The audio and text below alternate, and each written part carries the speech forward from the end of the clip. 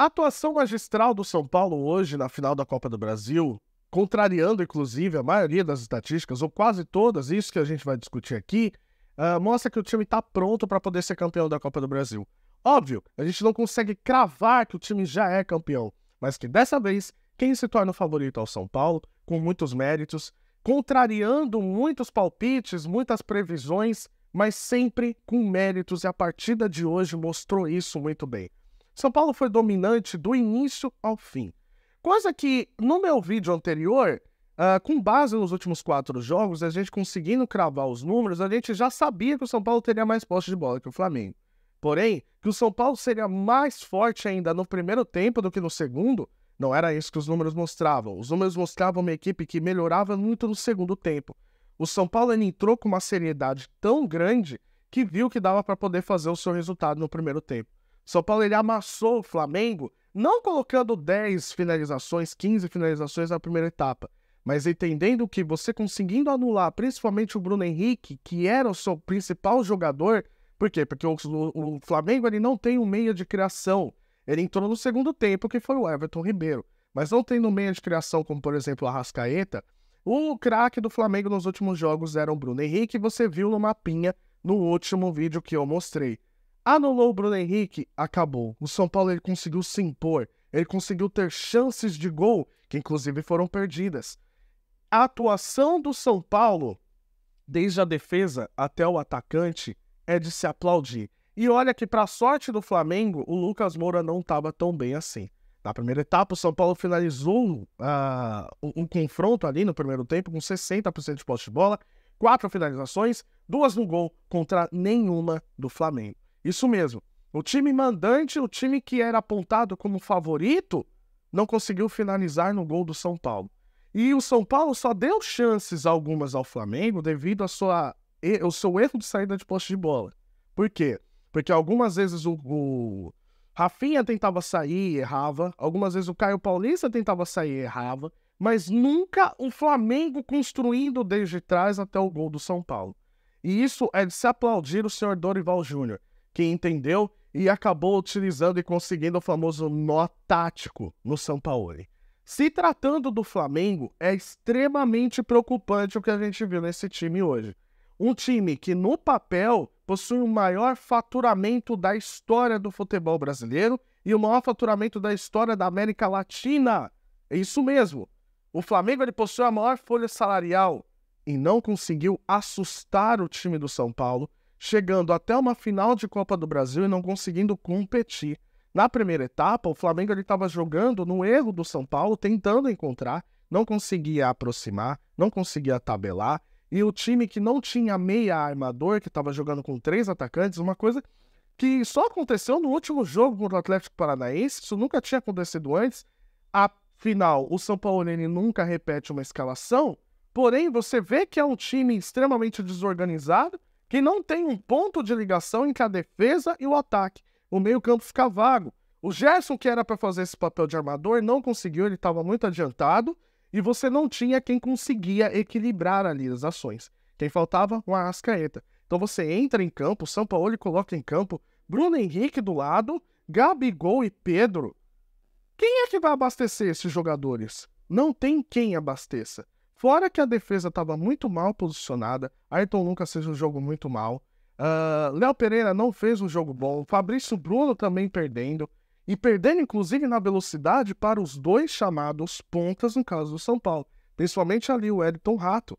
Você vê que o São Paulo estava completamente à vontade, e a sensação é que dava que o gol ia sair a qualquer momento. Então sim, a primeira etapa acabou com o São Paulo com muito mais posse de bola, jogando no campo de ataque do Flamengo, e só não abriu o placar por um milagre antes do gol do Calleri. E esse aqui também vale um asterisco, porque o Calleri, ele é muito criticado pela torcida do São Paulo por não fazer gols em decisões. E dessa vez ele não fez só gol em decisão. Ele brigou, ele marcou, ele fez pivô e foi um dos caras da partida. E como eu falei, para a sorte do Flamengo, o Lucas estava abaixo no jogo de hoje. Começou a segunda etapa, o São Paulo ele resolve colocar o Everton Ribeiro, mas adiantou muita coisa? Não, o time jogando muito mais na forma do empirismo, muito mais no vamos que vamos, né, na empurrância já, a torcida sem paciência, o time não conseguindo armar, não conseguindo ter criação, chegando através de cruzamentos, que nada deu certo. O São Paulo não teve uma defesa difícil do Rafael, não sofreu o jogo todo.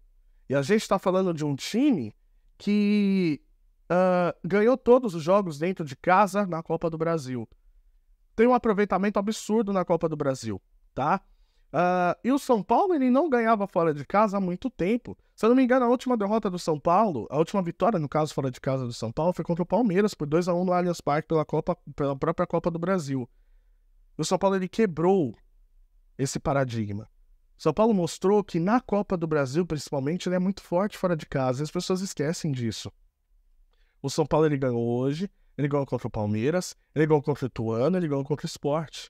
Ele só perdeu contra o Corinthians, e contra o Corinthians, se você pegar como um todo a partida, o São Paulo também foi muito bem. É que o Corinthians tem um cara chamado Renato Augusto. E aí, quando o Renato Augusto conseguiu encaixar aqueles momentos ali da partida, o São Paulo acabou perdendo o jogo. Mas de resto, o que o São Paulo jogou hoje, a entrega, a atuação ali do Dorival de conseguir fazer um nó tático, os jogadores se mostrando e querendo demais esse título, mostra que é muito difícil tirar o título do São Paulo. O São Paulo se torna favorito, as estatísticas estão a favor agora do Tricolor para poder confirmar. E o São Paulo mostra que ele está pronto. O São Paulo está pronto para poder ser campeão pela primeira vez na Copa do Brasil, e a atuação hoje é de se aplaudir. Diferente da atuação do Flamengo, um time completamente apático, um time que não tem início, meio e fim, e a relação ali com o São Paulo não dá mais. Você vê que não existe amor pelo balão, não existe entrega, não existe intensidade, não existe nada.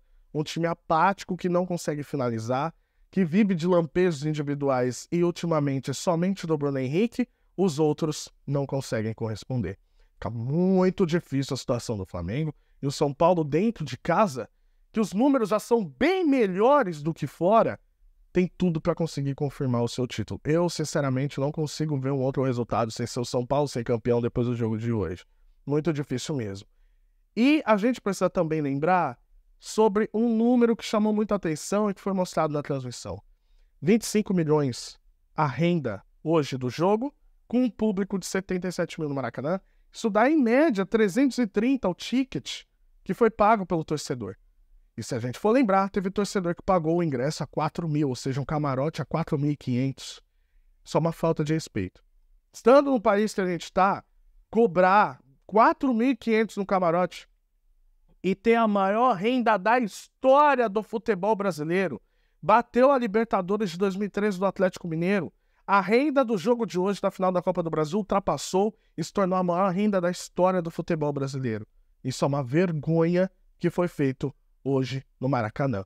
Público que pagou caro para ver um time não jogar absolutamente nada, e diferente do torcedor são paulino, que está mais feliz que tudo, porque o título, enfim, está próximo de acontecer. Parabéns ao São Paulo. O Flamengo, depois que aconteceu com o Dorival, parece que todo o castigo está sendo praticado, que o Flamengo vai conseguir perder todas as finais que disputou, todos os campeonatos que podia ganhar. O Flamengo perdeu, e esse ano é o ano de 2023 para tirar lições.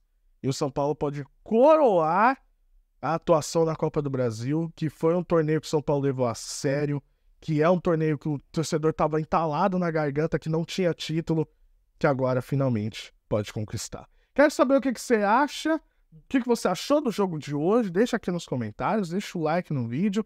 O que você acha? Você acha que o São Paulo já é campeão? Tá muito próximo? Você acha que ainda dá pro Flamengo? Mas enfim, deixa aqui nos comentários, curta o vídeo, se inscreva no canal, tamo junto e até a próxima. Valeu!